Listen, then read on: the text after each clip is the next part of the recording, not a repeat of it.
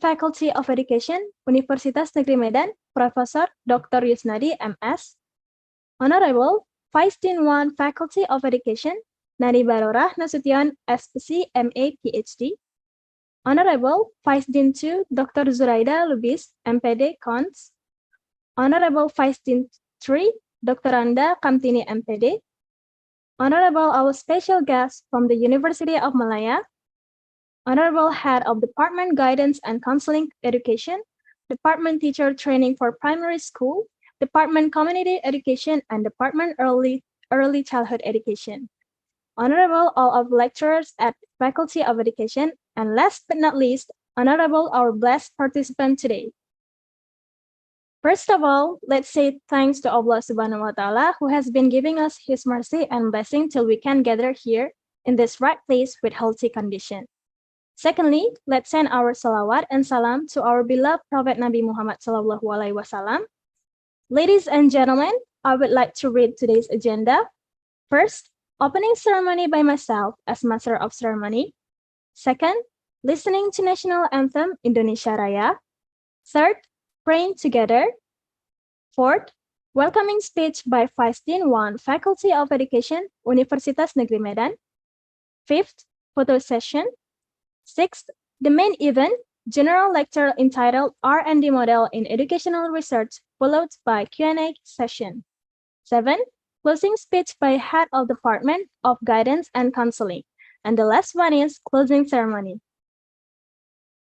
Ladies and gentlemen, we are going to enter the next agenda, listening to the National Anthem Indonesia Raya.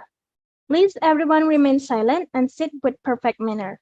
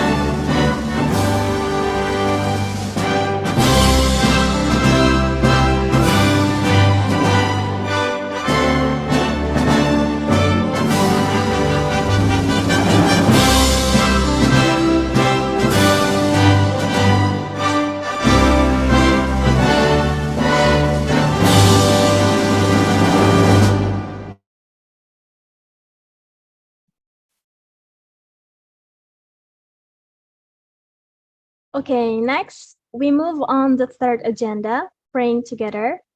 Ladies and gentlemen, let's pray together according to our belief and religion. Pray start.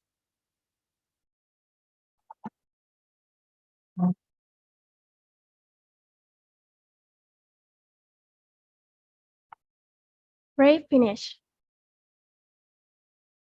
All right, now, ladies and gentlemen, we are going to listen to welcoming speech by Vice Dean 1, Faculty of Education, Nani Barora Nasution, SPC, MA, PhD. To Ma'am Nani, time and screen is yours. Thank you very much. So, Assalamualaikum warahmatullahi wabarakatuh. Selamat pagi, good morning everyone. Allow me in this great opportunity to welcome all the participants, students, lecturer, and also researcher on our general lecture that held by Faculty of Education, Universitas Negeri Medan. Before we get started, me, on behalf of our Dean, Professor Dr. Yusnadi MS, would like to express our sincere appreciation to our keynote speaker, Associate Professor Dr. Juwati Hasim from the University of Malaya, Malaysia, whom without hesitation willing to be a part of this general lecture event. Then to our faculty ambassador, Ms. Sofia Mawada, and all the committee who generously help us make this event come together and become success. Dear distinguished lecturer and students, this general lecture theme is research and development in educational research. For our undergraduate student in our faculty, this type of research might not be really common, like I told you before. However, with the developing trend of research and development, we assume that our students need to acknowledge this type of research. The urgency of understanding the development and research is to expand the frontiers of human understanding and improve education as a whole process. The process of R&D can be thought as a systematic way of expanding knowledge and identifying and solving problems. This process is way important in educational field because it helps students, school or teacher to improve their knowledge and to find new way to improve the quality of education and learning process through innovation and creativity. We really believe that today's event will bring great benefit to our participants and to our educational system, especially for enrich our knowledge on how developing research and development in education field to enable significant progress in curriculum development and reform, educating learner with difficulty, understanding the individual difference and preference, and adapting method of instruction to the need of individual learners. Once again, thank you to our keynote speaker and all the members of Faculty of Education, Universitas Negeri Medan. Assalamualaikum warahmatullahi wabarakatuh.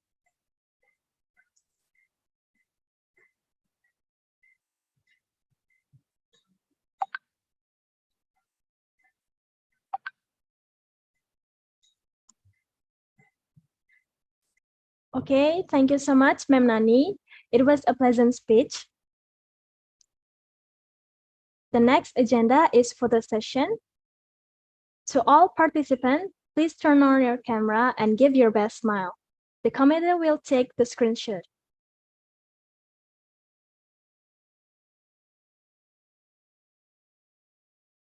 Okay, we are going to shoot now from page 1.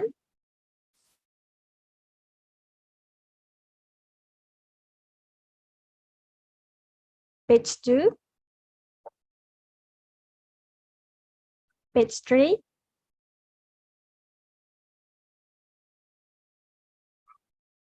Page 4. Okay, done. Thank you. Ladies and gentlemen, this is the time that we've been waiting for. We are going to enter the main event, General Lecture R&D Model in Educational Research. The main section would be led by my friend Nikade Suwardani as moderator. The moderator, time and screen is yours. All right. Thank you so much for Puan Audia as our Master of Ceremony today. That was an amazing opening. Hello, everyone. It's nice to see all of you here. I hope all of you in a good condition as well. Honorable Vice Rector for Universitas Negeri Medan, Professor Dr. Manihar Situmorang, MSc, PhD. Honorable Dean of Faculty of Education, Universitas Negeri Medan, Professor Dr. Yusnadi MS. Honorable Vice Dean 1, Nani Barorah Nasution, SPC, MA, PhD. Honorable Vice Dean 2, Dr. Zuraida Lubis, MPD Cons. And Honorable Vice Dean 3, Dr. Anda Kampini, MPD. Finally, we're back for another general lecture, proudly presented by Faculty of Education. And of course, with amazing topic today is R&D model in educational research. Let me give a very warm welcome to our wonderful speaker today, Dr. Zuwati Binti Hashim from University of Malaya. And of course, for all the blessed participants. But before that, let me introduce myself. My name is Nikade Sordani, and you can call me Kade. I'm a student of Guidance and Counseling Program 2021, and of course in Faculty of Education, Universitas Negeri Medan. And I will be your moderator today. Before we entering the topic, I would like to read the curriculum vitae of our speaker, Mrs. Zwati.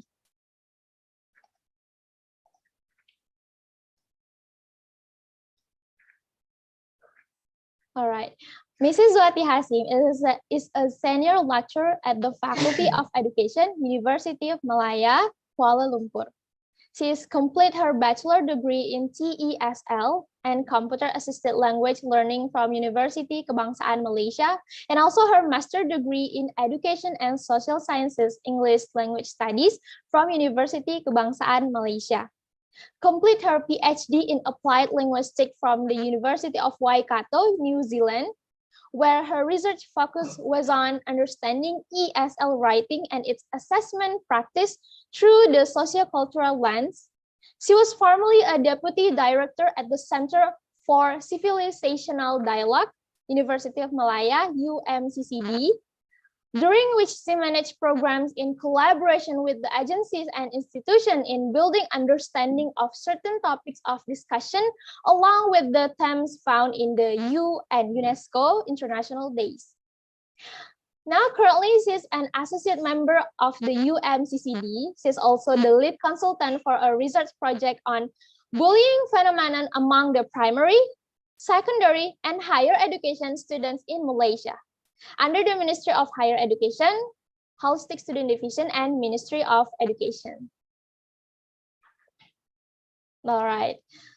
Okay, that's all about our guest lecturer. To shorten our time, let's entering the main event with our speaker. But if there's a question from you during the presentation, please type on the chat room for Mrs. Zwati. The time and screen is yours. Okay, thank you, Miss Moderator. Is it Puan Audia or? Moderator, me, Kade, ma'am. Okay, all right, Yes. ni Kade Suwardina, right? Suwardini, sorry. Suwardani, all right. Yes, ma'am. Okay, thank you for the introduction. And before we proceed with the lecture, I would like to thank Prof. Yusnadi, as well as Dr. Nani Barora Nasution, along with Dr. Mirza Irawan, and not forgetting Miss Sophia Mawada, the communicator between us in this event. So thank you so much, especially for inviting me to give the lecture. I'll try and share, some knowledge that I have. I can't promise to fulfill all your requirements, but I will try and to suit the theme of the presentation. Assalamualaikum and good morning to everyone, my beloved students especially, and the honorable and my respected lecturers of Universitas Negeri Medan. I've never been to Medan, but it's good that you have displayed the video, so I could actually visualize how it's like. Okay, now the topic given to me today is on R&D model for educational research. In this particular lecture, izinkan saya untuk campur bahasa antara bahasa Inggeris, bahasa Melayu dan mungkin sedikit bahasa Indonesia, yang mana saya maklumlah.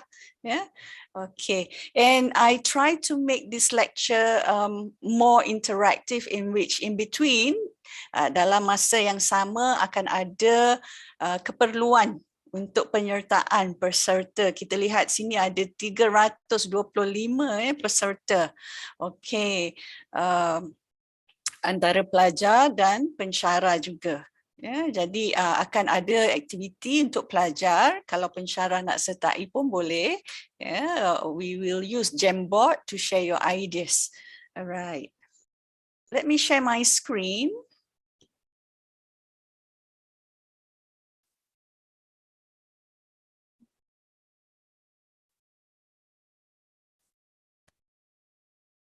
Can you all see my screen? Yes, or we already see your screen, ma'am. Okay, what do you see on the screen? Is it the full slide or the, is it the Yes, slideshow? it is Okay, the full slide, ma'am. not the slide with notes, eh? Not well. Okay, right. Thank you. So this is the topic for today that we are going to share together. Perhaps you can share your experience as a student. I understand that all of you are undergraduate students, right? And Yes, ma'am. And normally R&D is more up to a higher level of research.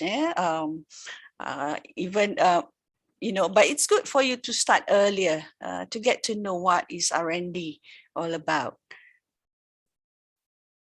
So sekiranya ada soalan, boleh tanya. You can actually raise your hand and ask questions. I'll try and fit within the time, the lecture. I'm given actually, yeah, when I was first given, I was asked to give 2-hour lecture. Oh my God, what am I going to say in 2 hours, you know? But I'll try to fit within the time and give you some time to ask question. Boleh tanya kalau perlu penerangan lanjut. And pensyarah juga boleh chip in, boleh juga contribute dalam memberikan pandangan dan idea. Right. From the word research and development, it's a combination of two elements. Generally, a combination of two elements or approaches involving, obviously, the word research, which involves research methodology, okay, and research design. And the second word is development. What do we understand from the word development? I've listed here creation and innovation. So what is expected when we have the word research and development? Anyone? What is expected when we have the word research and development? We have seen somewhere written research and development. On a building, it's stated research and development. What do we understand from there?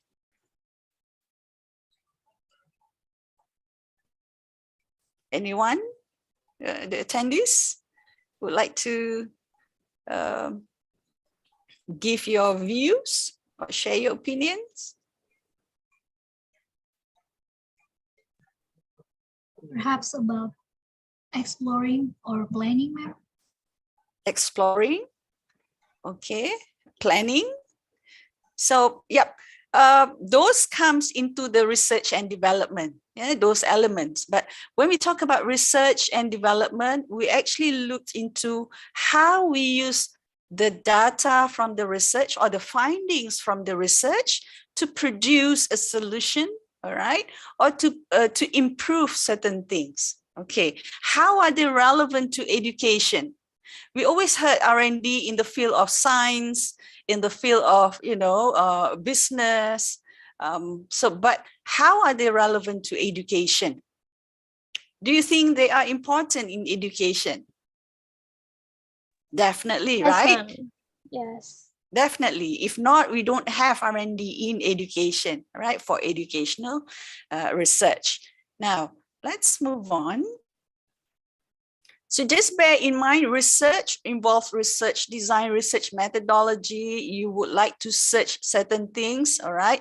You would like to find out issues, problems, or you would like to understand a situation within a context, all right? When it comes to development, it involves creation. On what basis, all right?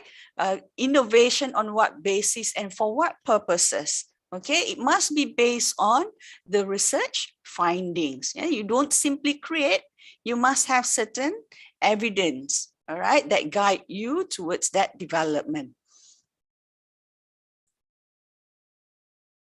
Okay, there are 3 types of research that could contribute to R&D. Okay, the first one is basic research. okay, which we always promote among undergraduate students when they are first starting their work of research, okay? And then we have applied research, followed by development research. So these three are relevant to R&D. Okay, let's take a look at the basic research.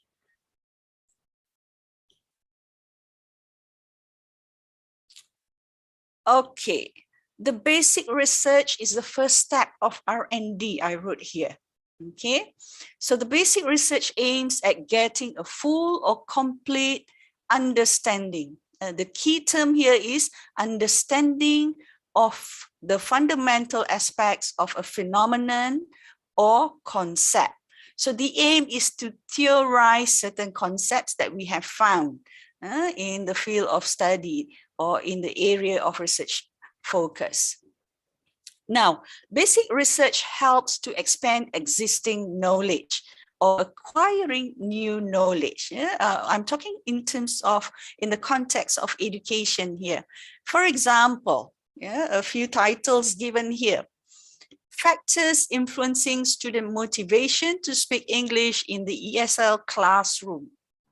So here, when we looked at the title, Factors Influencing Students' Motivation to Speak English, all right, we would like to understand what are the factors that helps the students or that motivate the students to speak English. So it's a basic research, all right?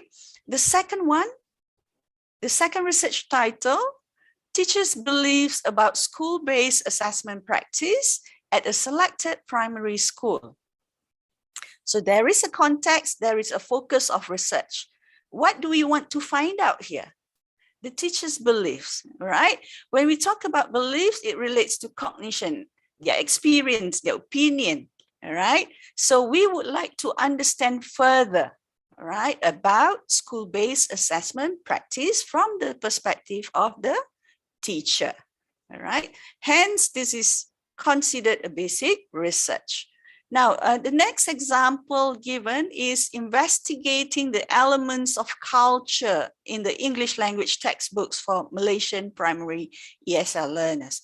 These are the titles of research from our students at the University of Malaya among the undergraduate levels. So investigating the elements of culture. Why do we need to investigate the elements of culture in the English language textbook? Perhaps we want to understand whether there are cultural elements that could help improving Malaysian students to understand English language better. You know, when we learn language, it always comes with culture, isn't it? Okay, you don't just learn language. You need to learn language and culture. Therefore, you can use the language in context appropriately. So this is also considered a basic research where the aim is to further understand the situation, further to understand our or to comprehend certain topics. And in education, R&D is used to develop pedagogical theories. Basic research is used to develop pedagogical theories and to describe or explain teaching and learning behaviors. Behaviors comes in many forms. It can be, literal behavior. It can be based on the cognitive or, understanding, comprehension is also part of the behavior. All right. Any questions thus far? So Can you far, offer? no. Okay, thank you. Now, this is I took from Calvert and Rosenberg. All right, they said basic research provides significant contribution to R&D. All right, it doesn't mean that now you are at the undergraduate level, you do basic research, therefore there is no value. No. Okay, it is the basic research that provides significant contribution to R&D. Okay, now usually involve how, what, and why questions to explain occurrences. Why is this happening? All right, what is happening? How does this happen? Okay, now knowledge produced from the basic research is freely available to all. Yeah? So when you did your dissertation, how many of you is at the stage of doing your research project or dissertation? Quite a number, isn't it? Okay. Yes, ma'am. I think the majority of the students is final year students. All right. So now we are not saying that even though it's a basic research, people will not refer to your work. All right. So it says here, knowledge produced from the basic research is freely available to all. Okay. I might read your dissertation if the topic is related to my research interests. To explore further or to expand to a wider context. Let's say my focus is normally in Malaysia, but I want to understand what is happening in Indonesia, for example. Let's say in my bullying research, which I'm involved in, and that research has actually completed. Let's say I would like to extend further. Okay, I've understand from the context of Malaysia, but I have no understanding from the context of Indonesia. If let's say any one of you do or did any basic research on bullying phenomenon in Indonesia, I might want to refer to your project, all right, or dissertation. So all research has its value. Okay, you cannot say, oh, quantitative is better than qualitative. Yeah, it depends on your research purpose. All right, it depends on your research purpose. So research or basic research should not sit on the shelf. Once you publish your work, it is put in a library. For whom? For other students to refer to, right? For perhaps lecturers to refer to, all right? So even basic research has its place. Yeah? Now let's take a look at the questions for basic research that normally use, okay? These are some examples. For example, how does learning online during pandemic affect students' performance? If we looked at this question, it is more towards developing our understanding, right? We would like to know how learning online affects students' performance. Does it affect? Does it not affect? Okay. If it affects, how is it? Does it affect positively? How is it affect students' performance positively? Okay, we want to understand further. What are the factors that contribute to the lack of motivation among students to learn online? This is another question that would be used in a basic research. Followed by the next one, what are the contributing factors that lead to teachers' early retirement? This is a, quite current and a hot topic now in Malaysia. I don't know in Indonesia, but there was a time where this is an issue, why teachers retire early, okay?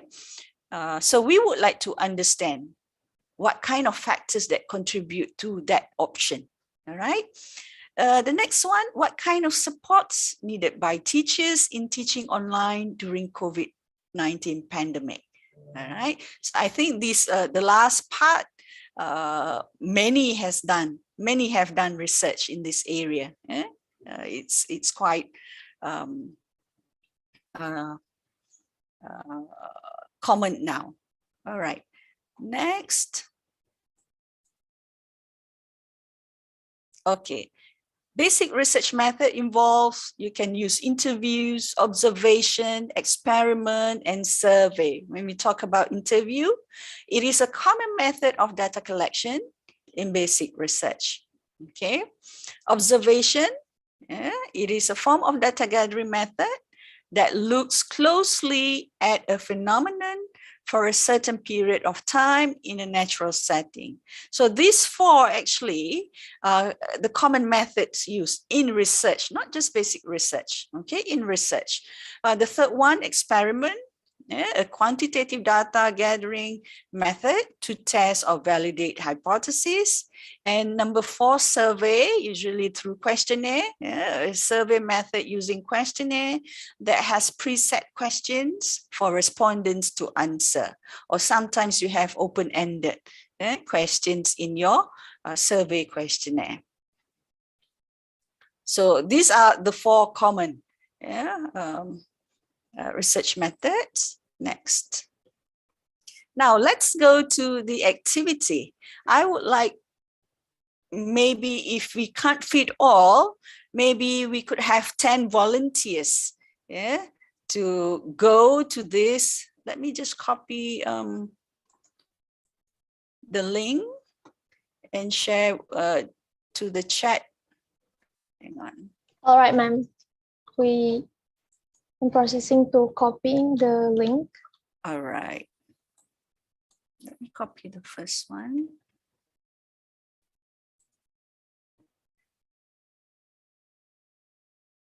I'll share in the chat box. Okay, ma'am.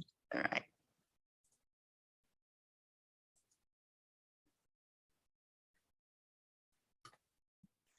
For all the participant, you can join the Jamboard. Teman-teman bisa klik link di comment section yang dikirim oleh Mr. Zuati. You can click the link and join the activity. Sila klik that activity on the Jamboard. You have used Jamboard before? Pernah guna Jamboard kan? Yes, we already using this Jamboard, ma'am. Okay, good. Now let's take a look. The first one. Okay, jangan lupa letakkan nama senang saya nak panggil. Jangan risau, just write. Just write. It's part of the learning process. If don't be afraid to make mistakes, just put in your ideas there. Construct a question that reflect basic research. That's your task. Let me display this. Can you see on the screen? Yes, ma'am. You can see the Jamboard. Yeah, we can see the Jamboard on the screen. Okay. Good. Come on, anyone? Let me know if you could not enter that Jamboard. I saw someone just now clicking.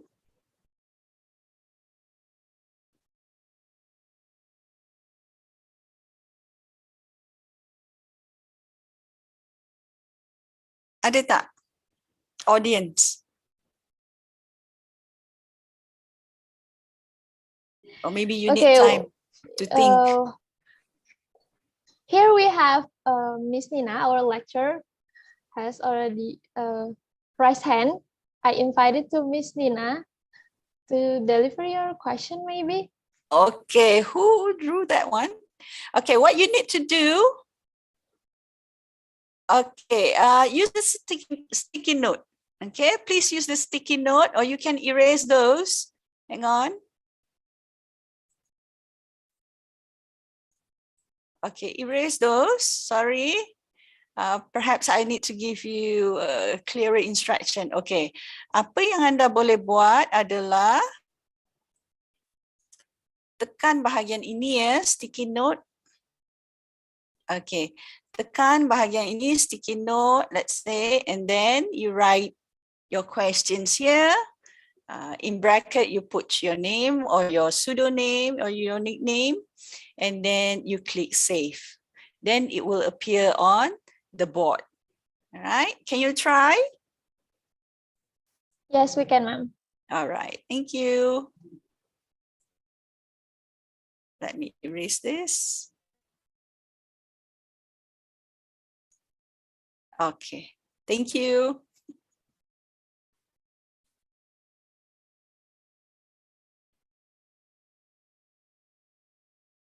So Sophia, you should write your questions there. One question, only one question. Oke, silakan teman-teman yang punya question, pertanyaan about the topic, you can drop. Bukan pertanyaan. The instruction is construct a question that reflect basic research. Remember just now when I display the presentation about basic research, I list out a few questions, right? So now come up with questions that reflect basic research.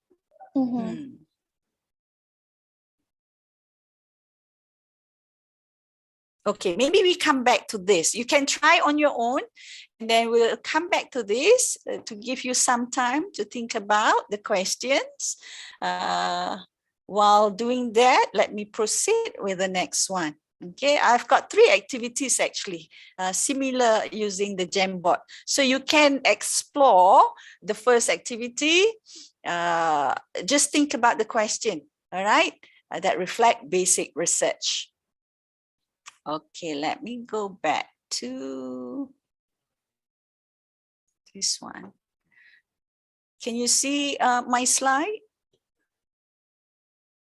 Yes, ma'am. All right, thank you. Now, remind me to get back to Jamboard, all right? The first activity. Right. Now. Right. We have talked about basic research. The next one is on applied research. Okay, applied research. What is applied research? Okay, now applied research looks at an existing problem, melihat kepada masalah yang sedia ada. Alright, existing problem and tries to provide solution. Melihat kepada masalah dan cuba memberikan satu solusi. Okay, to the identified problem. Solution to apa? To the identified problem, the problems that we have identified. So applied to a real life situation. Dia bukan main-main, bukan reka cipta, tetapi it must be based on the real issues that you have found. Okay, for example, sebagai contoh, saya bagi contoh di sini. Sebagai seorang guru, guru bahasa, let's say I'm teaching writing, okay, English writing. Saya mengajar English writing dan dalam masa pengajaran saya perhatikan ada ramai pelajar mempunyai masalah dalam penulisan akademik. Contohnya, penulisan akademik. Jadi, bila ada masalah dalam penulisan akademik, contohnya dalam pemilihan perkataan, the word choice. When you write, when you go into academic writing, there are certain words that you can use, certain words you cannot use as part of your academic writing. Okay, so as a teacher, as a lecturer, I will find solution. How can I improve my students' academic writing in terms of word choice? I might want to think about a solution. All right, the issue is that students have problem in academic writing, especially in choosing appropriate words. So bagaimana saya nak menyelesaikan masalah itu? So kita ada applied di sini, application lah, applied research. Now, applied research aims at solving specific problem, uses scientific methods, no attempt for generalization, it's for specific context, all right? Seeks and creates practical solution, all right? And then descriptive in nature and relies on empirical evidence, empirical evidence to solve problems, berdasarkan pengalaman, berdasarkan evidence yang tersedia di dalam kelas. Jika saya sebagai contoh tadi, saya berikan dalam kelas penulisan, penulisan akademik. Now, it involves testing, validating, and hypothesis testing. Types of research, evaluation, research and development is also put under applied research, as well as action research. Yeah, the last time when I was actively teaching pre-university students, I often use action research to actually help with my teaching and to help improving my students' learning. All right. Now, examples of topics or titles related to applied research. Using e-portfolio for developing learner autonomy in the ESL writing classroom. Contoh tajuk melibatkan applied research. Using e-portfolio for developing learner autonomy in the ESL writing classroom. So dalam tajuk ini ada permasalahan, ada isu di sini. Isunya adalah learner autonomy. Tiada learner autonomy in the classroom. There's no learner autonomy practice in the classroom. Usually in Asian class, normally it's more teacher-centered, you know. So how do we promote more student-centered learning? How do we promote students to actually take action for their learning? All right, take their first step. So using e-portfolio for developing learner autonomy. So e-portfolio is the solution for it. So in this case, the researcher would like to try developing e-portfolio and use it in the writing classroom to develop learner autonomy. Okay, boleh follow? Boleh ikut? Boleh faham ya? Yes, ma'am. All right. Now, improving EFL students' confidence level in speaking through drama techniques. Yeah. Ini pun adalah satu contoh tajuk applied research. Yeah. Improving EFL students' confidence level in speaking through drama technique. So, apa yang nak diimprovekan, apa yang nak diperbaiki? Students' confidence level in speaking. Alright, bagaimana caranya? Menggunakan drama technique. Yeah? So the solution would be using drama techniques to improve students' confidence level. Okay, now next.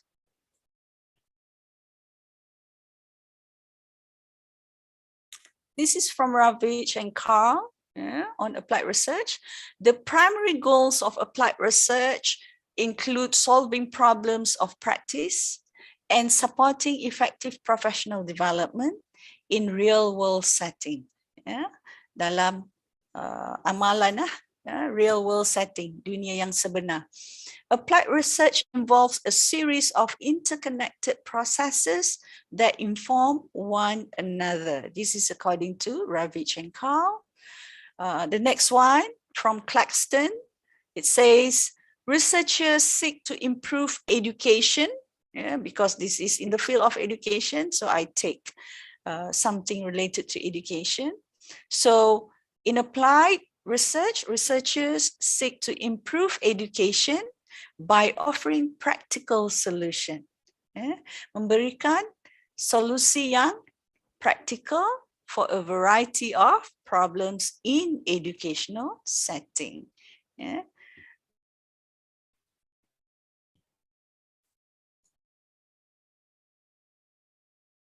Alright, ini adalah antara soalan yang boleh kita lihat memberi refleksi kepada applied research. Questions for applied research in education. Here are some of the examples. How does phonics instruction promote reading literacy? And then how can bullying be prevented among students at the primary schools? The next question, how could self-regulated learning be promoted among ESL secondary school students? Is there a relationship between language proficiency and academic performance? Ini antara soalan-soalan yang memberi refleksi kepada applied research.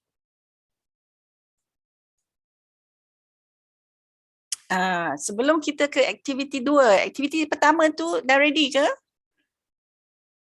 Macam tak ada je. Yes, ma'am. It's already has several questions. Okay, let me From- see. All right, Yes. let's have a look. You got to see on the screen? Yes, we can see it on the screen, ma'am. Okay, how does smaller class size improve teaching effectiveness? Okay, so the focus is on teaching effectiveness and the class size, right? How do educational games affect the cognitive development of students? Okay, this is to understand how games affect the cognitive development. All right, good. How does technology influence students' learning style? Okay, good.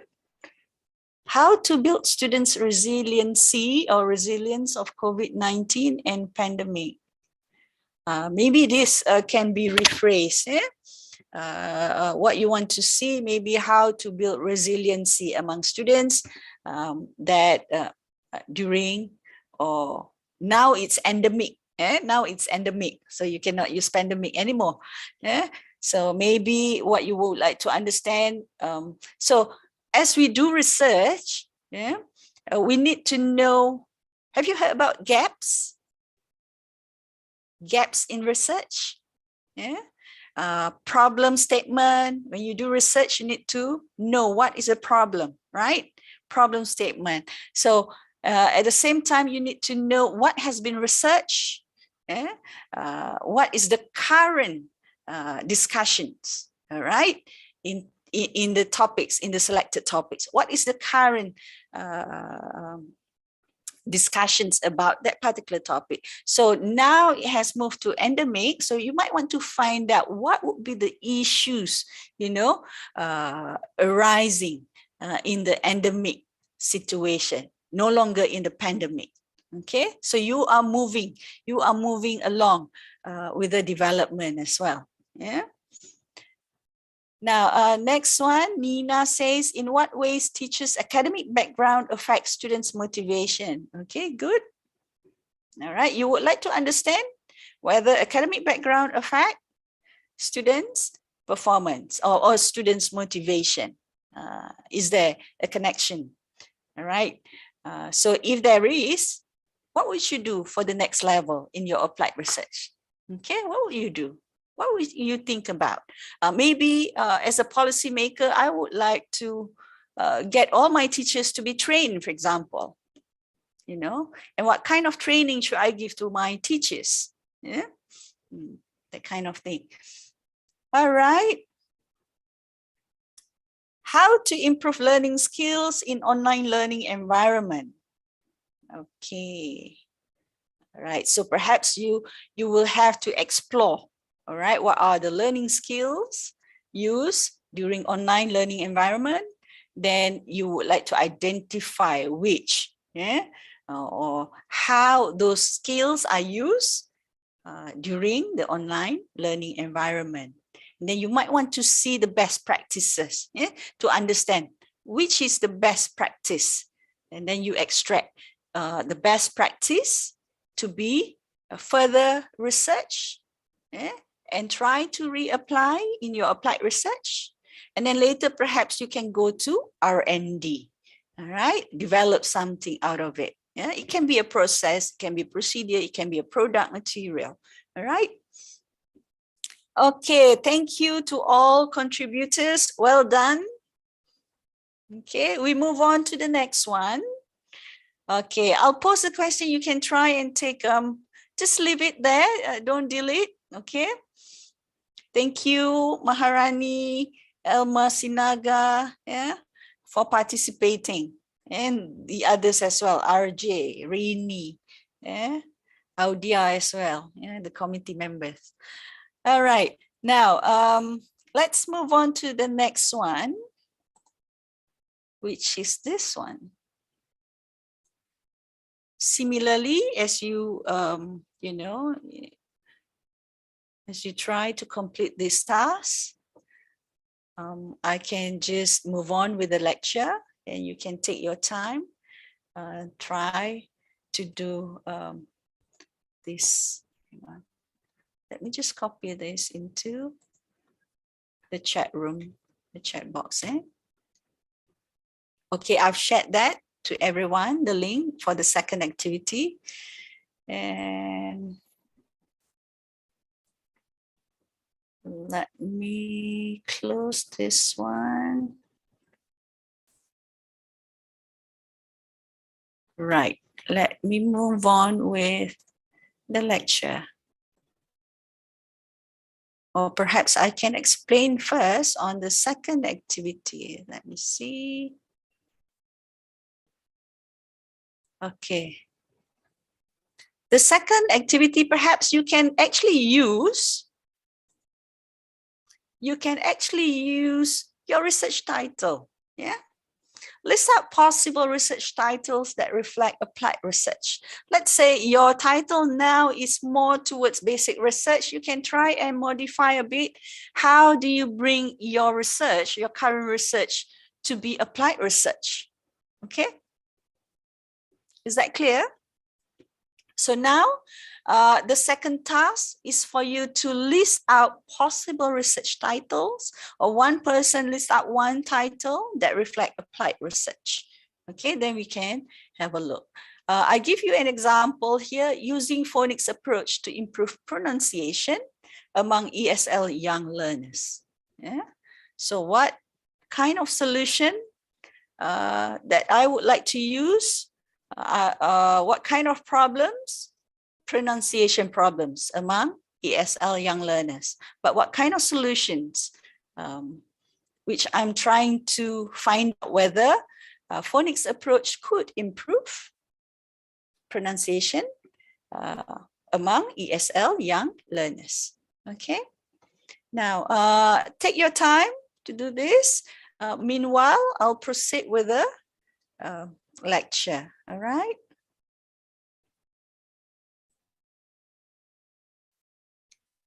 Okay, let me close down this first. Right.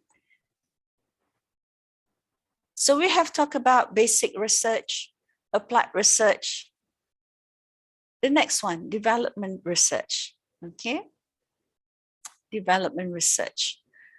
So research, it involves research that focus on creating new ideas, product or services. It can be techniques, all right, and improving them, all right.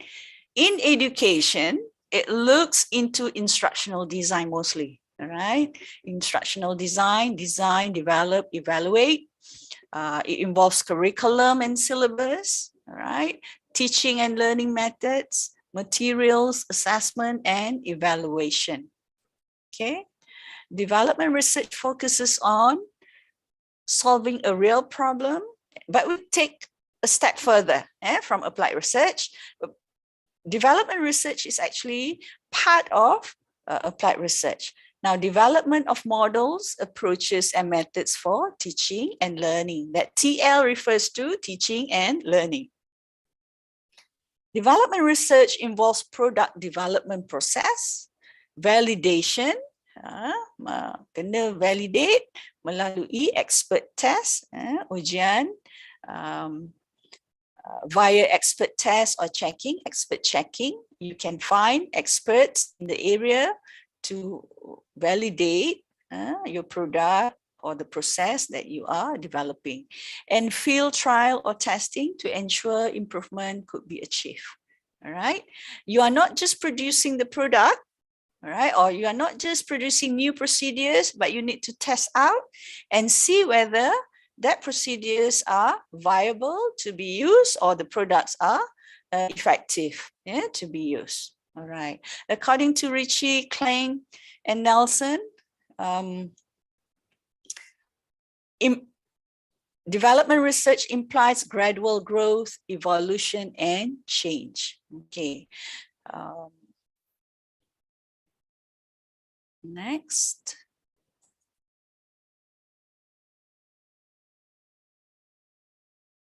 Right. This is from Sills and Ritchie, 1994.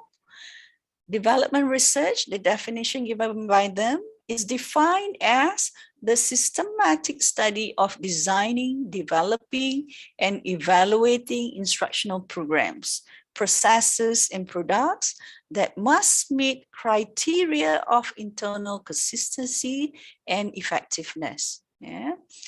Another one by Ritchie as well, 1994. Developmental research is particularly important, sangat penting in the field of instructional technology especially. Yeah. The most common types of developmental research involve situations in which, look at the words which I've highlighted, in which the product development process is analyzed and described, and the final product is evaluated. Ini yang macam saya cakap tadi, dia bukan hanya untuk produce, ya, produce sesuatu, tetapi perlu dinilai. Ya, benda yang kita keluarkan itu perlu dinilai oleh experts. Ya. Atau kita cuba, we put it on trial. Have you heard about pilot trial of the product? Okay. Now, a second type of developmental research focuses more on the impact of the product on the learner or the organization. Apakah impact yang diberikan oleh produk yang kita keluarkan tersebut? Research and development. Product doesn't have to be, physical item. Okay, product can be technique. In terms of education setting, it can be techniques of teaching. Yeah, it can be process and procedures of writing, for example, right? Now, a third type of study is oriented towards a general analysis of design development or evaluation processes as a whole or as a component. Yeah. You still have to go through a certain process if you were to do research and development. Dia bukan macam basic research you conduct, you have research questions, you collect your data, you analyze, that's it, right? You report. But in research and development, when you improve certain things or products or process, procedures, or let's say you would like to revise the curriculum, okay? So you still need to get someone to check, expert checking. You still need to get it be evaluated. Okay, dia tak habis di situ. Once it has been evaluated, accepted, then only you can publish and you can use the product. Samalah macam kalau kita contohnya dalam R&D cosmetic. Outside from education, this is cosmetic. Kan, nak producekan bahan kecantikan. Apa yang perlu kita lalui? Kan, of course dia ada chemical combination. Dia mula dengan basic dulu. Apa keperluan? Isn't it? Perlu ke kita keluarkan produk memutihkan kulit? Contoh. So there should be a basic research to see, is there a demand? Needs analysis. Needs analysis. Untuk produk pemutihan kulit contoh. And then we go to the next level, apply. Dia dah come up with a solution how to make your skin fairer. Kan? How to, macam mana nak putihkan kulit. So come up with solution. Okay? And test out. Bila dah test out, you get small results, right? When you test out. Okay, and then for R&D, you take that a step further. Okay, you might want to improve. Perhaps bila pakai produk tu orang ada complain, ada jerawat lah, kan, dekat muka. So this is the closest which I could relate. In terms of education, you could also look at, let's say, the issue of, again, writing. Writing, for example, students have issues in developing their academic writing. So I will come up with a framework. As a solution, I would like to introduce a framework so that my research students could use as a guide. And then I test out to see whether it will, it can be used successfully. It can be applied successfully by the students. Yeah?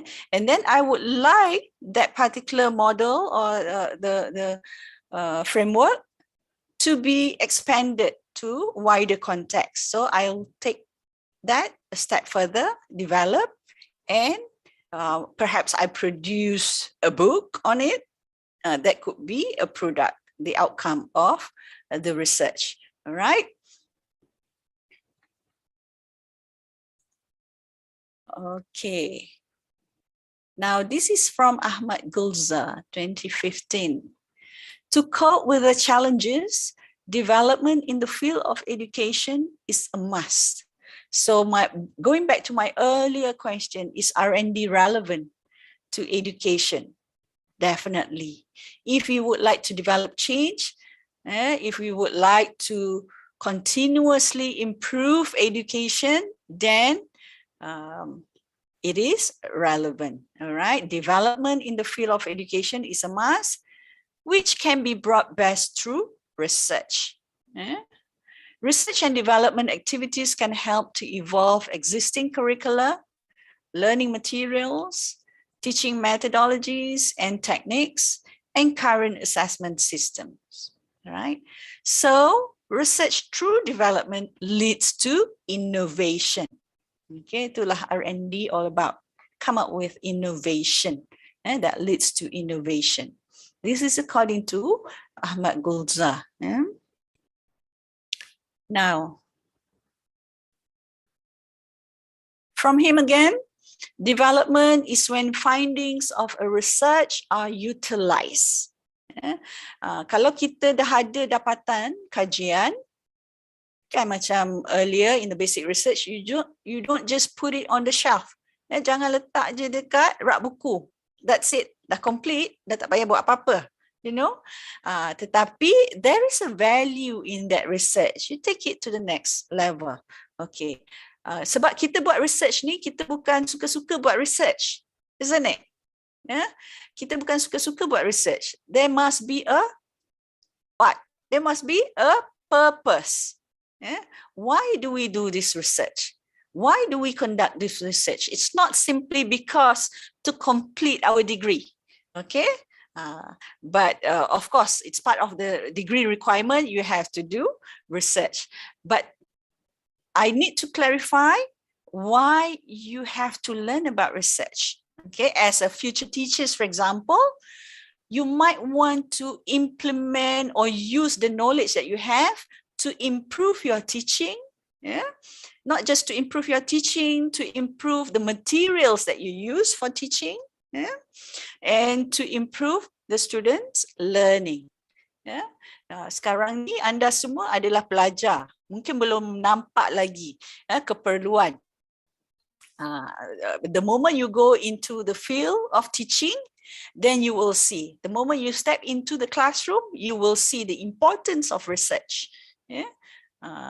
Bagaimana nak menggunakan ilmu research itu di dalam bilik darjah. Apa keperluan? Bukan semata-mata untuk habiskan tulis, letak atas rak. Okay, now design and development of prototypes and processes are also part of this development research. Development is research that generates requisite knowledge and designs for production and converts this into prototypes. Example, developing course materials or developing computer software for self-paced learning. Some of you are in the different branches of education. You might be in the counseling, department. Some of you might be in the language section. Some of you in the assessment section, perhaps. So you can apply, you can actually develop you can do development research in your area. Okay, it's not just for basic research or applied research, but you can further extend, produce something, come up with new ideas, innovate, right? Innovate and create, all right? For what? it must be with a purpose. Okay, you don't simply create. If you kalau saja-saja cipta tak ada orang pakai, what is it for? Okay, tak guna juga kan? It will be the same like putting your thesis on the shelf. Betul tak? Yeah. Jadi it must be with a purpose, mestilah berguna. Macam mana nak tahu dia berguna atau useful? We test it out. Okay, kalau rasa feedback, good feedback, receive good, you get positive in terms of validation, then you can use, and you can actually share with others as well. All right, and some even now we are looking into micro credentials. All right, what you can do with education, you can actually make money. All right, micro credential, especially for lecturers. Let's say your courses, you can extract some of your courses, some of the topics in your course. All right, and you develop short courses to be, to be offered to the others, those who are interested. All right, and you would design that particular topic to fit a certain duration, to fit certain learning objective and learning outcomes, and therefore you can actually sell, your course. By selling, I mean dengan jual itu bermaksud kita buka kursus tu kepada orang luar dengan sedikit bayaran, micro credentials. So that is one of the R&D as well. Okay.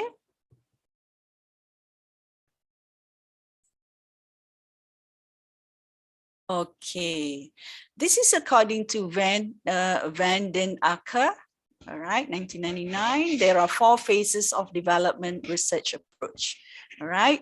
The first one involves analysis, second, development, third, evaluation, and fourth, documentation and reflection.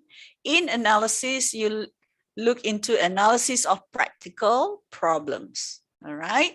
In development, you develop solutions with a theoretical framework. Okay. With a theoretical framework. Let's say if I were to do a research on, again, I love writing actually. So the topic would be on writing again. So let's say the topic is integrating formative assessment and peer review in the writing process. Okay, in the writing process. But from which lens I'm looking at? I'm looking at the sociocultural theory, for example. So when I design the lesson for my students, the lesson of integrating formative assessment and process writing, when I designed that, I took certain constructs in sociocultural theory. For example, I will take the element of ZPD, zone of proximal development, all right, and mediation, scaffolding. So I believe that peer could help another peer. So in the activities which I designed for my lesson, there would be peer review activity, all right? How that peer review activity should be conducted in line with that theoretical framework which I have, developed for my research. So that could be part of the R&D, the process and how it is done, not just the output. Let's say I've come up with a peer review checklist. So that's it. What should I do with the peer review checklist? Only I know how to use it, but then if I were to help the other students, help the other teachers, I would want that to be used by others, isn't it? So I need to come up with the process and procedures, explanation, detailed explanation, reflecting the theories which I'm using, okay? That is under the stage of development. Now, evaluation. After we have developed, then we need to get someone to evaluate. Who is that someone? Someone that has an expert in the area, expertise in the areas, evaluating and testing of solutions in practice. Okay. And the fourth one, documentation and reflection. Okay, after we have evaluated and it has been satisfied, once it has been evaluated, of course, we will find weaknesses and strength. So what do we do with the weaknesses? We try to improve it, right? We try to improve it, then only we document it, all right, and reflect, producing new design principles. What has been improved? Of course, in the documentation, we should also elaborate on what has been improved. Okay. All right. Have you completed that, Jamboard? Yes, ma'am. There are already several ideas. How much time do you have? 10 minutes more, ma'am. 10 minutes? Yes. Okay, let me speed up this one, the lecture, and then we come back to the Jamboard and see what have you put on your board. Now, research and development process. When we heard, it's about developing product, developing processes, new processes, improving, but it's not as simple as that. There are processes that you have to go through.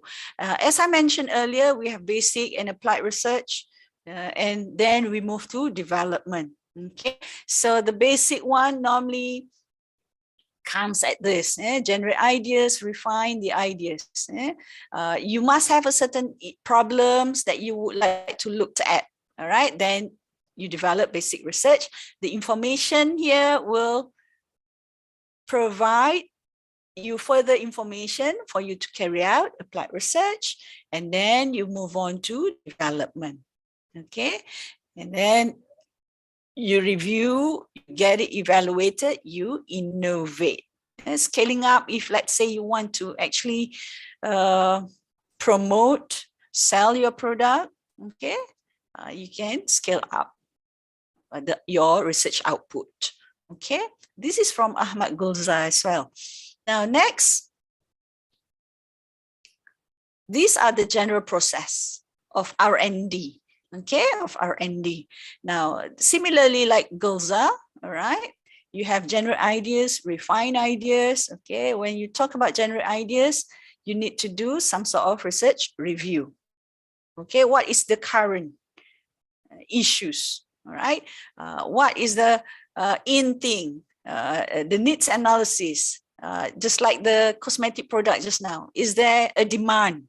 Okay, in this particular area. Okay. Now, refine ideas, get focused ideas. All right, from needs analysis, you might find several ideas, but you might want to choose one that you might want to focus on, and identify objective. Always, when you do research, it must have an objective.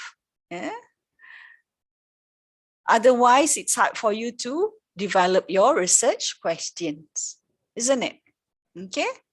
Now, basic research, you hypothesize and clarify, developing understanding, then you synthesize and theorize.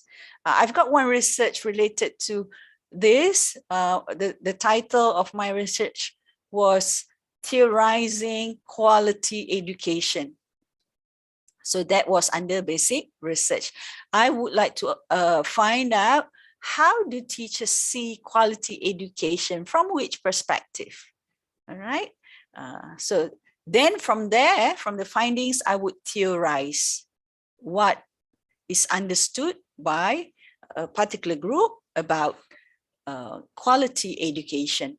Now, the next one, applied research, followed by development, innovation, and scaling up. All right. I will share this slide later. Okay, don't worry about it. Next, reflection. Now, let's take a look at your research work. You yourself know your research title. Look closely at your research objective and research questions. Okay. If you are to take your current research further towards development research, what would be your focus area? Okay.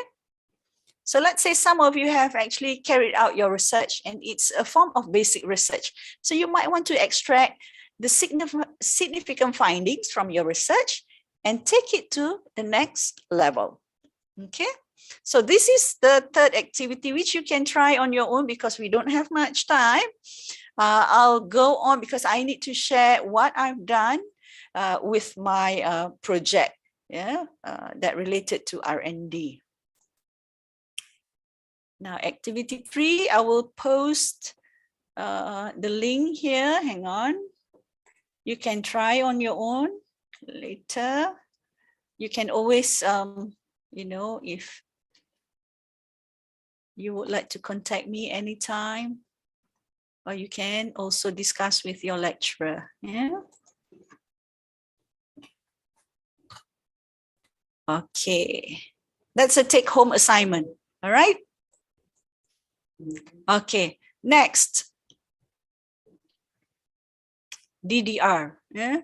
DDR. I'm sure you have heard about DDR. Have you? Design and Development Research. If you are in the technology section, you might have heard about this. Yeah, people in the instructional technology would use this term often. All right, DDR is similar to action research. Like myself, in the field of education, in the field of language education, I would, refer most of the time to the action research or experimental research. All right, experimental design. Now, so DDR is similar to action research in many ways, but the focus of DDR is on the use, design, development, implementation, evaluation of products, tools, programs, and models using instructional design models and frameworks. All right.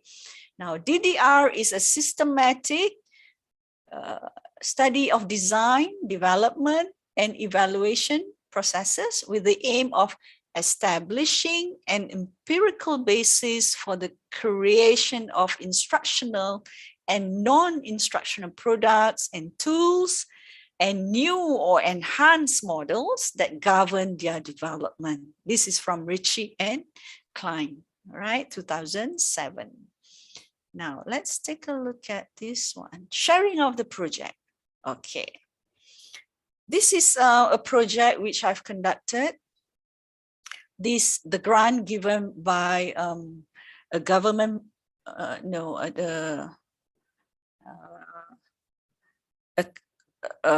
organization, all right, an organization in Petaling Jaya, Selangor, Malaysia. So it's on this project, Digital Race. I wonder why it has come to this view. I'm sorry, you can't actually see the wordings. The project is on digital race. Digital race reflecting digital resiliency and awareness on the act of cyberbullying. All right, that is one of the project, my community project actually, to develop awareness among the students, the school community and the university community about how to build resiliency and how to be alert on cyberbullying act. All right. Now, the focus of this research, okay, was developed based on the issues I found within the community.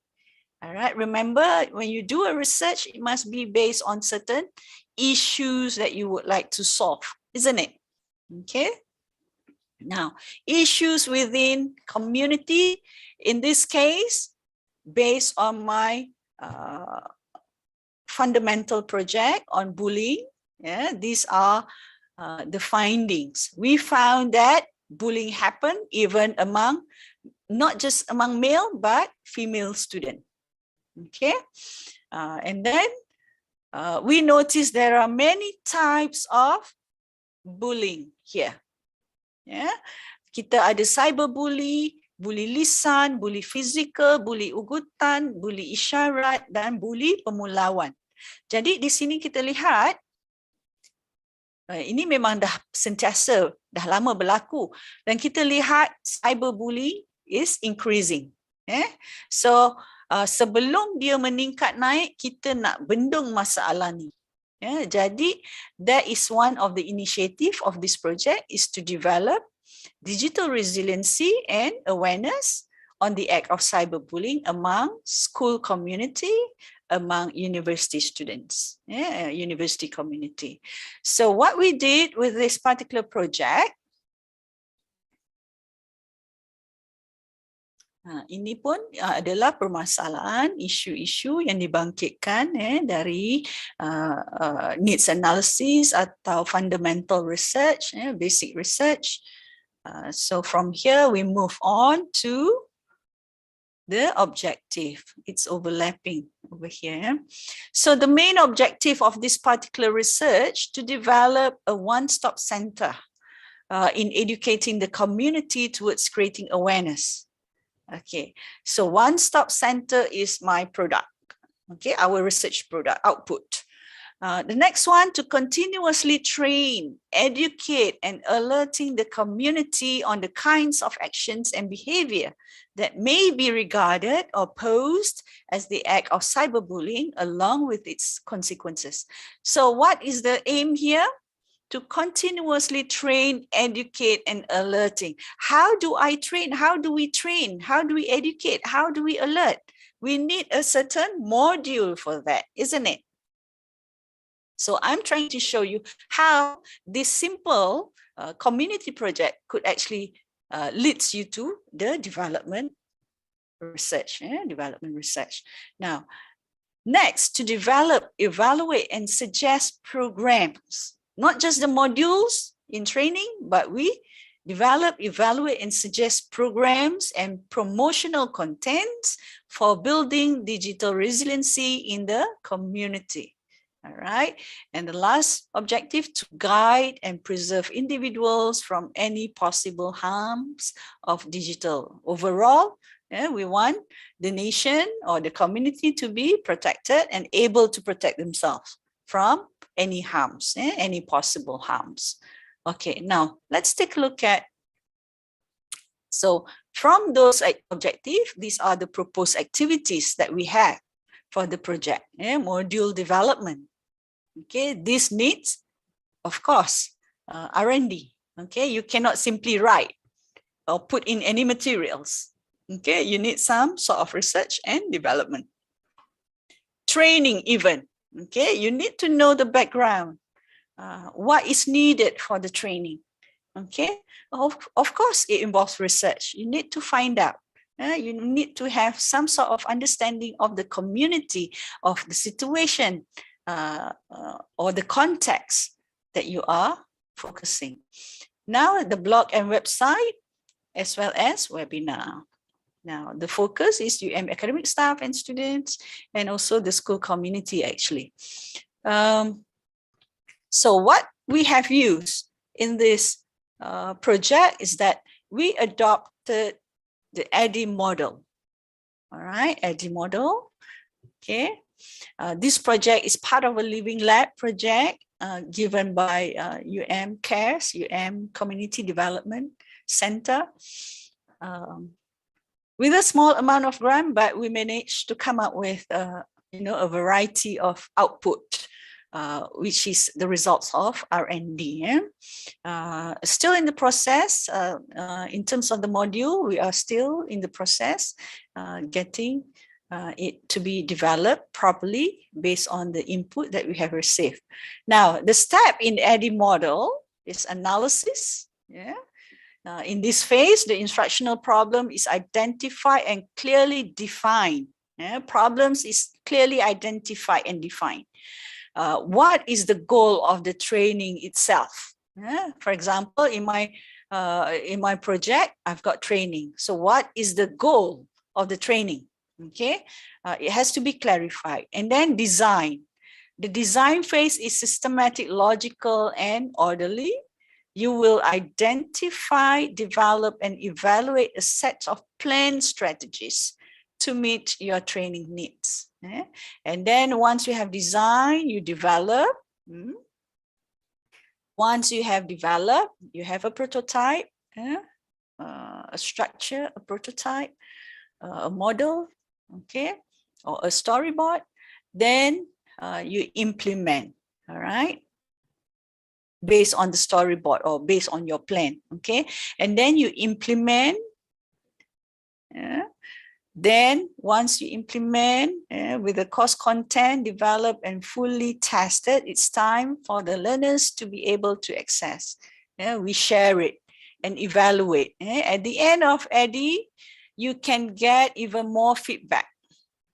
This is what I think Gulza mentioned. It's kind of similar to action research. If you look into action research, there are cycles, all right, that you need to follow. Okay, in action research, you need to have at least 2 cycles to see development, to see improvement. Okay, so similarly with development, design, research design, you need to follow the cycle. If you can improve further, you can. If you are not satisfied, then you can, if you are not satisfied with what you have after the evaluation, you can still repeat the process, all right? Next. All right, this is an example of how it's placed in the timeline, all right? Phase 1, needs analysis, phase 2, design and development, phase 3, execution and evaluation. Okay, hey, what happened to, what happened? It's blurry, my face is blurry, is it? Yes, ma'am. Your camera is blurry. We can't see. What happened? Let me. Maybe you can turn on your video and then you can Switch camera. off and switch on Yes. again. Eh? You Okay. can. Let's see.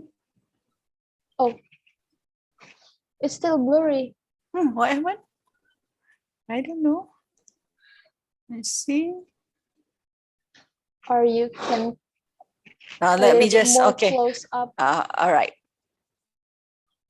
Is it close up? Because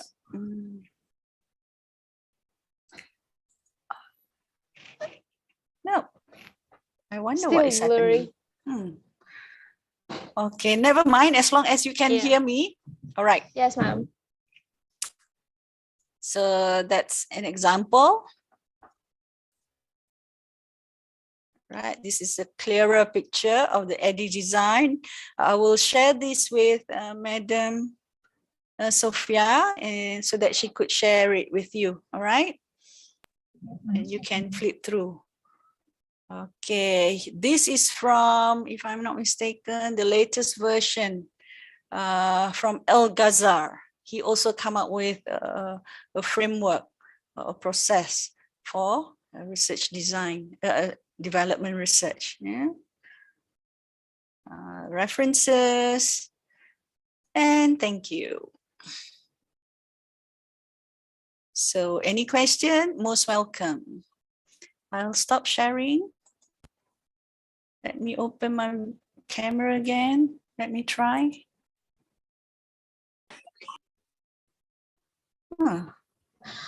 All right, thank you so much for the question, for the presentation, ma'am. That was an amazing presentation. After we see your presentation, we can visualize how R&D exactly is. There is a basic research, applied research, and development research. That was an amazing for us, for undergrad student especially. All right, after this, we would like to open question and answer session. For those of you who have a question, you can raise your hand or you can drop your question in chat room. Okay. In the meantime, ma'am, is it okay for me to ask a question? Yep, sure. Because I already have a question. So, how to find the purpose if we want to make a research, ma'am?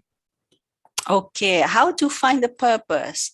First, I'm sure you have your interests in which area, right?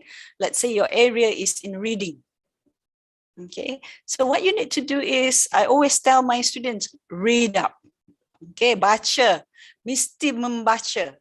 Okay, how do you read? What kind of materials you read? Okay, so carilah artikel journal-journals yang terkini. Ya, terkini maksudnya 5 tahun terkini. Ya. 5 tahun terkini yang that particular research reviews will guide you. Okay, dia akan membawa kita kepada satu fokus. Bila kita baca, kita bukan sekadar baca, kita kena baca dengan critical. Find out. Even in that particular article, we need to find out.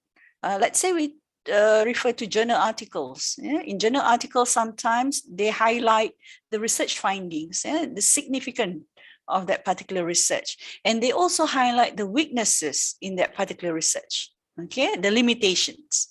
So what you can look into is, maybe you can extract some limitations, extract some significance, okay, and try to relate with the research topic that you are interested in. Another way of looking, searching for your interest or research focus is that looking for the gap in research. Okay, looking for the gap in research. So when you look for the gap, of course, you tak boleh refer pada pembacaan yang lama-lama. You kena yang terkini. Baru dia memberikan the real gap. The real gap. Kalau kita refer to studies, let's say 10 tahun yang lepas. 10 tahun yang lepas, dah ada orang dah buat research pun in between. Try to improve it. Kan? So no point. Unless dalam konteks, for example, dalam konteks Indonesia, di Medan, contohnya tak ada lagi kajian tersebut dibuat. You would like to look into specifically in the Medan setting. Then you can refer to a few old studies. But of course, moving on with the trends, you need to look for the recent studies. Baru dia inform the actual, the real problems, the real problems. Kalau yang lama-lama tu mungkin dah ada solution dia, kenapa nak cari lagi, kan? Macam itulah. And in finding research gaps, kena baca lah, buat systematic review. Baca banyak articles, 5 articles tak mencukupi. I've got my students asking me, how many articles, doctor, should we read? As many as you can. As many as you can. Untuk buat research, untuk jadi akademik, untuk jadi guru yang berpengetahuan, we must read. Tak boleh tak membaca. Mesti baca. Itulah.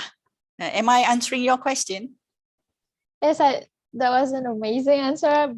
So important thing is we have to find the gap, and to find the gap, we have to read a lot of references, especially the newest one. So thank you so much, ma'am. The reason you search for the gap, and the reason you pilih pembacaan yang terkini adalah supaya research you nanti tak outdated, obsolete, dah tak, orang tak boleh pakai, kan? Might as well you buat apa, bazir masa pada benda yang tidak beneficial pada orang lain, kan? In the field of education, in the field of knowledge, we are expecting people to share. Okay, share whatever that they have. Now we have moved on to other initiative untuk buat open source. Open source where people can access all sorts of articles related to research freely and not to pay. Sebab nak share the knowledge tu. Okay, any other question? All right, thank you so much, ma'am. Okay, there's someone raised hand here. I would like to invite Mr. Takwin to deliver your question. Okay, thank you so much. It's such an honor Dr. Zuati, because I have to interact with you. As you described previously that you explained about Ritchie and Klein model. Honestly, I'm really struggle in my doctoral doctoral program several years Which ago. model? Ritchie and Klein.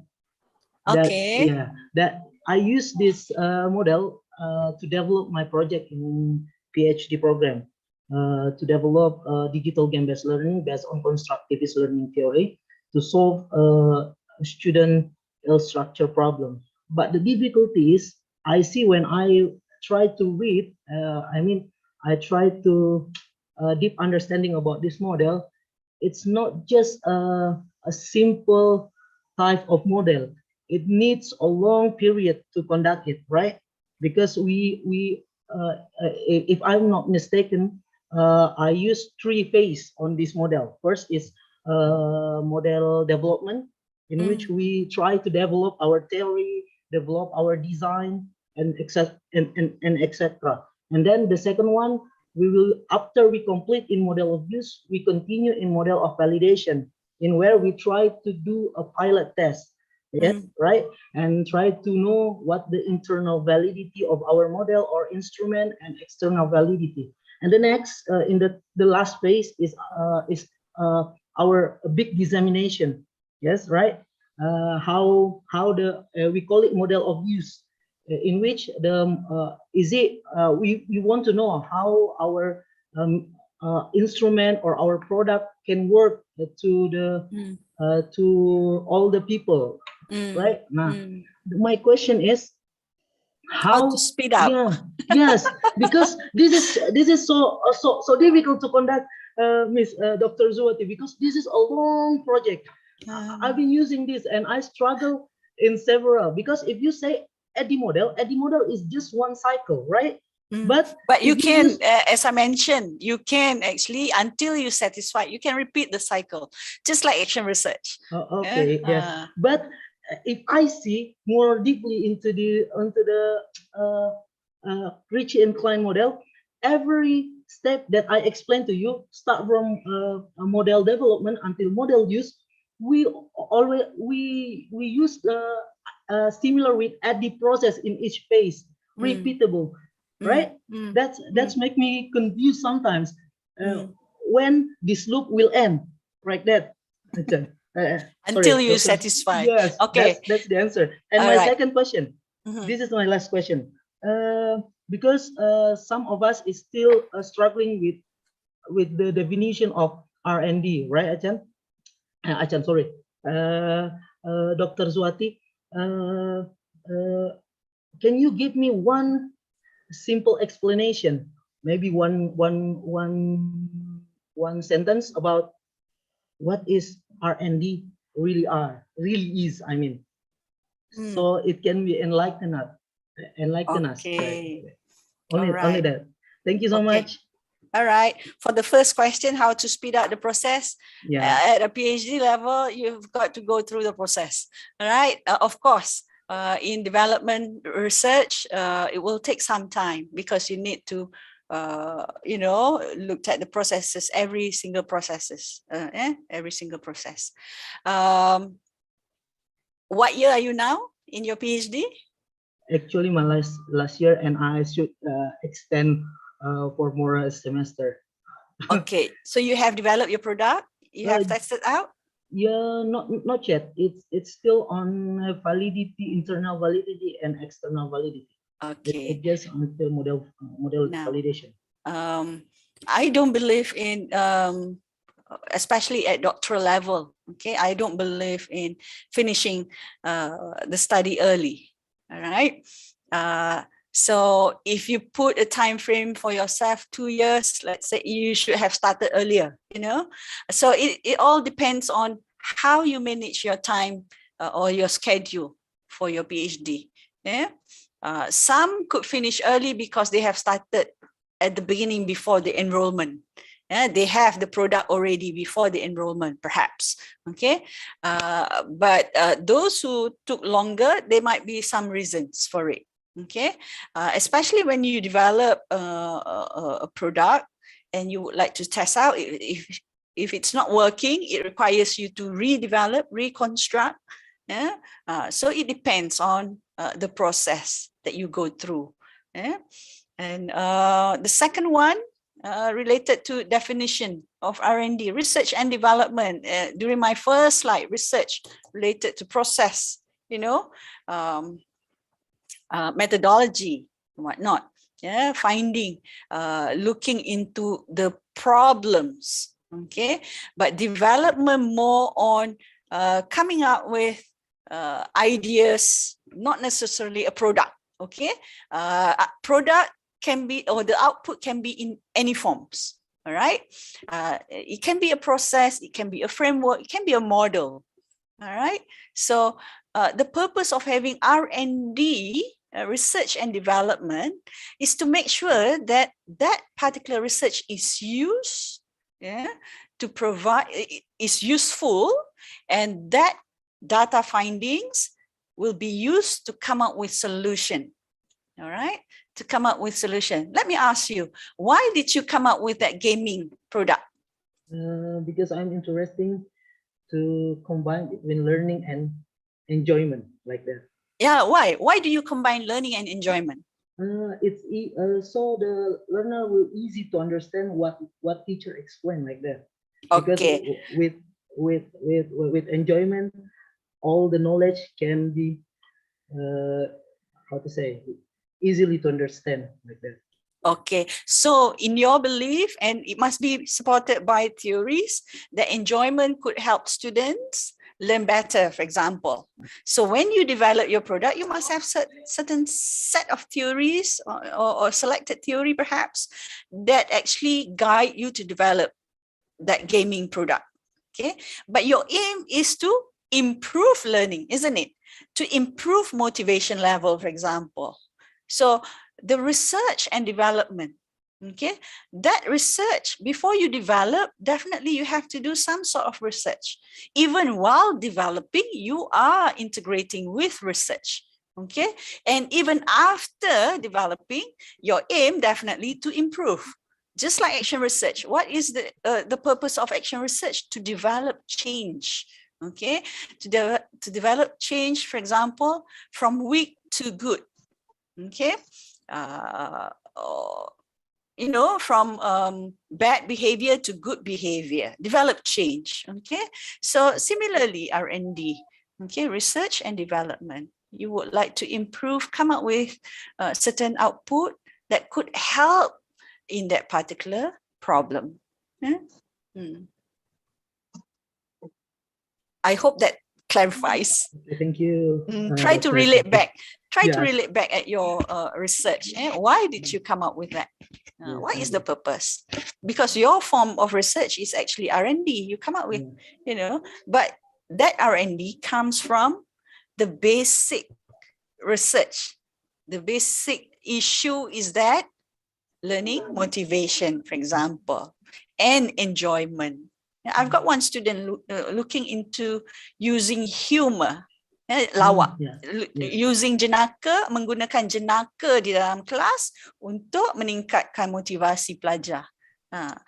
Especially in online learning kan very dull, tak ada participation sometimes. Jadi macam mana nak attract motivation, attention. So using humor, one of it. So that would be one of the development lah.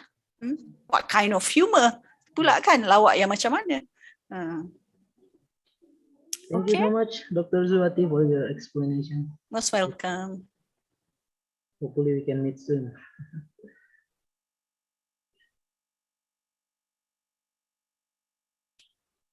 Okay, thank you, ma'am. So we have another student who already want to ask. Let's move to the next question. Askia, okay. Please unmute your mic to deliver your question. Okay.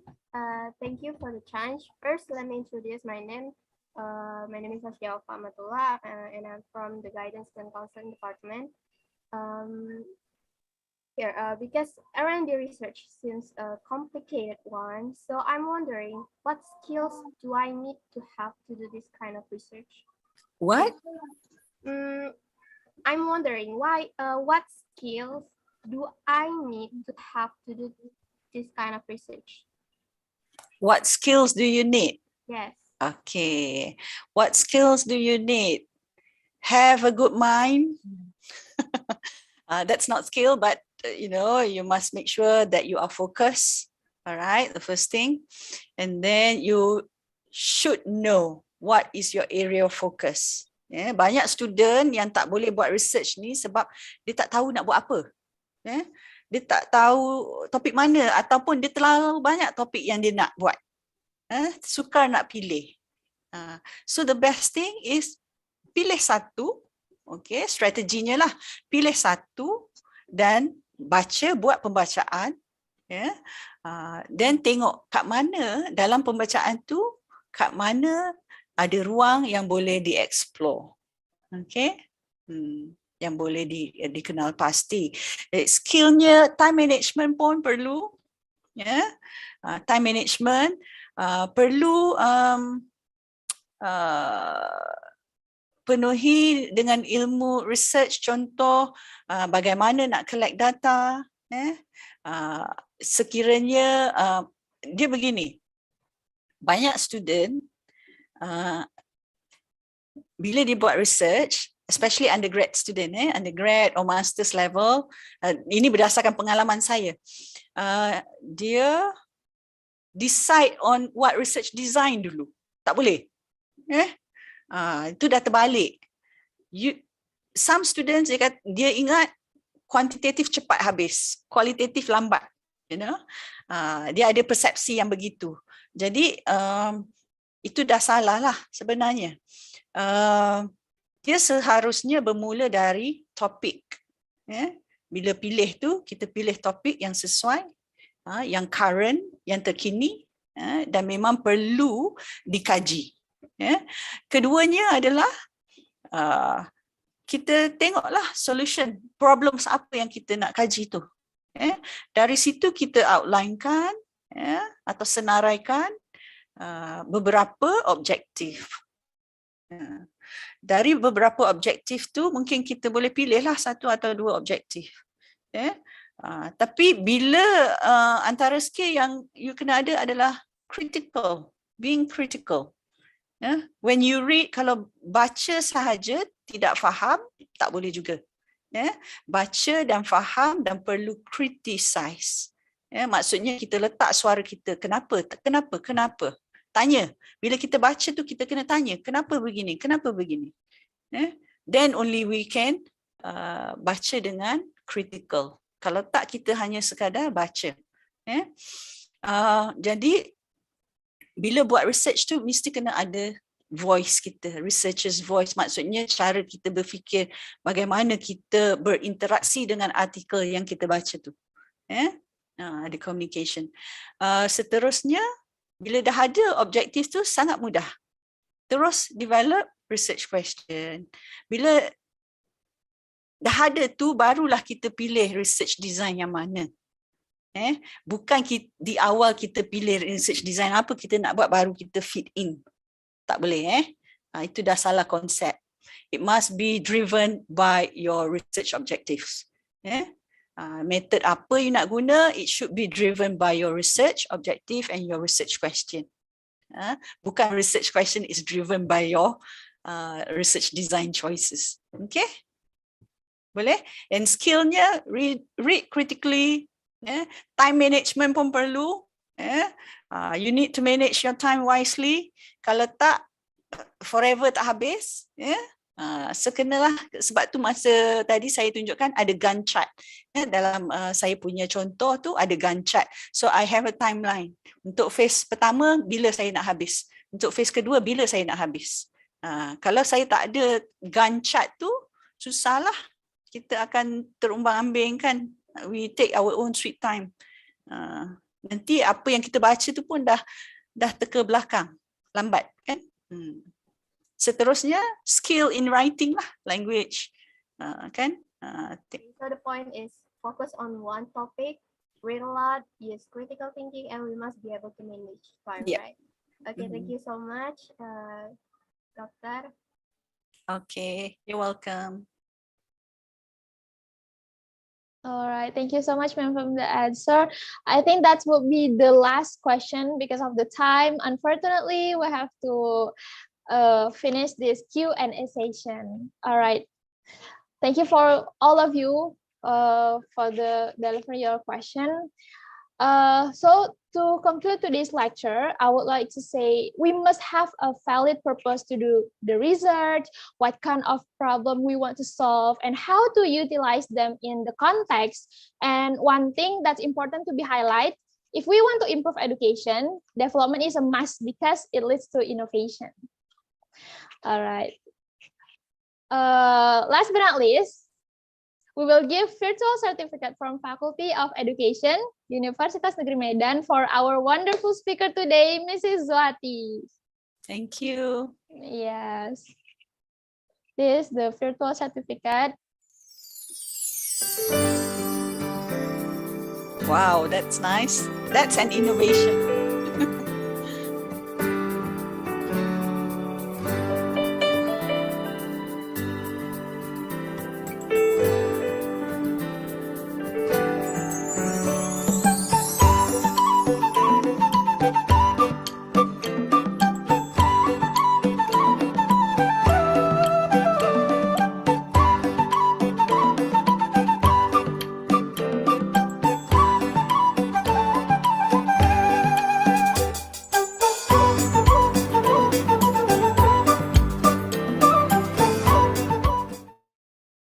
Terima kasih pada semua yang hadir ya. Harapnya yang dikongsikan tu bermanfaat pada semua.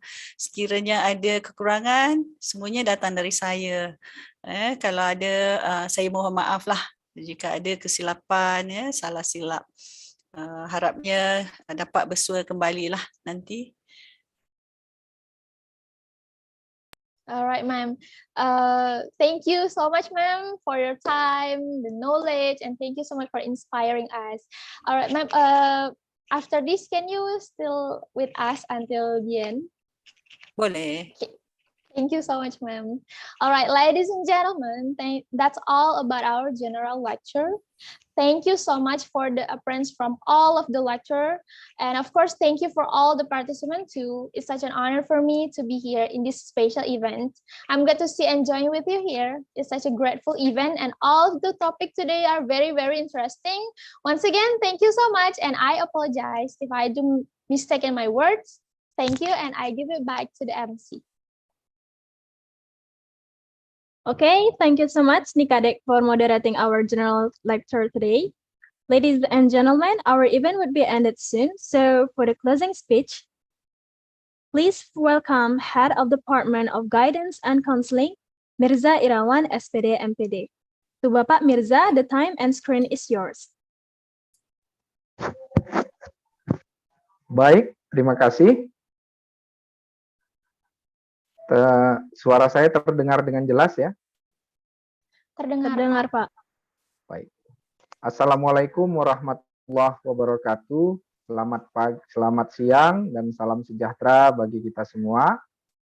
Yang kami hormati dan yang kami muliakan, Ibu Dr. Juwita Hasim, yang sebagai pemateri di kuliah umum kita hari ini, yang sudah kita mulai dari pukul 9 sampai pukul 11 siang ini. Yang kami hormati dan yang kami muliakan, Bapak Dekan Fakultas Ilmu Pendidikan, Bapak Profesor Dr. Yusnadi MS. Yang kami hormati dan yang kami muliakan, Ibu Wakil Dekan 1 Fakultas Ilmu Pendidikan, Ibu Nani Barorah. Yang kami hormati dan yang kami muliakan, Bapak Ibu Ketua Jurusan Selingkungan Fakultas Ilmu Pendidikan. Yang kami banggakan, adik-adik panitia yang sudah bekerja keras bersama-sama kita sampai hari ini akan kita tutup acara secara resmi. Dan yang kami banggakan pula kepada Bapak, Ibu dosen, guru besar yang sudah berhadir dari pukul 9 sampai jam 11 siang ini. Dan yang kami sayangi dan yang kami banggakan, adik-adik mahasiswa peserta kuliah umum Fakultas Ilmu Pendidikan. Terima kasih yang setinggi-tingginya, dengan rasa bangga yang sangat luar biasa. Kami haturkan kembali terima kasih ini kepada Ibu Dr. Zuwati Hashim yang sudah berkenan bersama-sama kita membagi berbagai hal yang terkait dengan materi dan topik yang sudah dibahas, yaitu R&D Model in Educational Research. Sungguh kami sangat berbahagia sekali atas apa-apa yang sudah Ibu Zuwati bagikan kepada kami.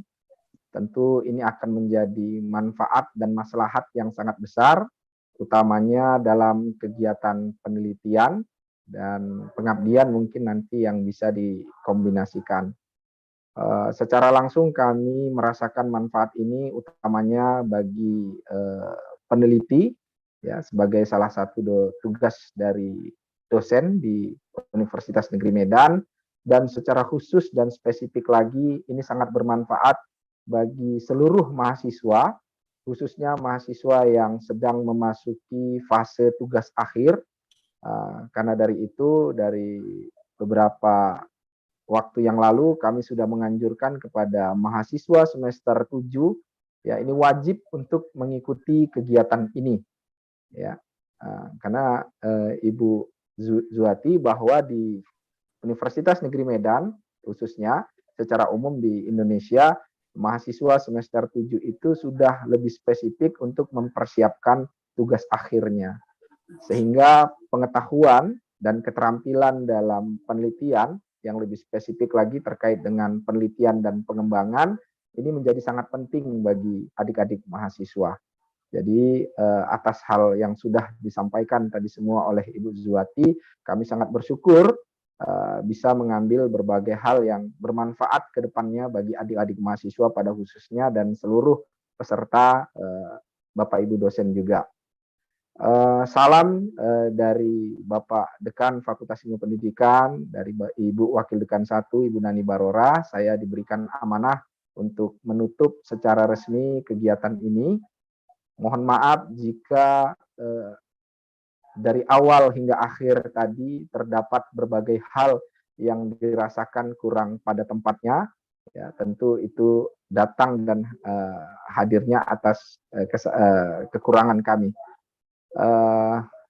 Selain itu juga mudah-mudahan di kesempatan waktu yang akan datang kami masih berkesempatan diberikan peluang untuk bisa bersua, bersilaturahmi kepada teman-teman di Universitas Malaya, khususnya kepada Ibu Dr. Zuwati Hashim. Sungguh sebuah kebahagiaan bagi kami bisa bergabung dan bisa saling bersilaturahmi. Demikian kami sampaikan sebagai penutup secara resmi pada hari ini, Kamis 13 Oktober tahun 2022,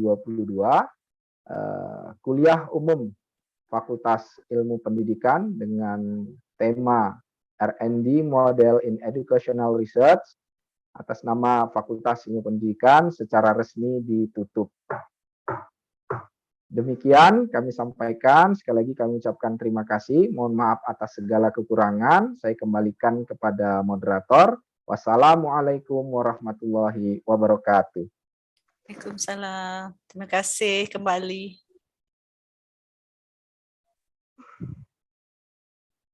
Thank you, Pak Mirza, for the speech. All right, ladies and gentlemen, now we are at the end of the event.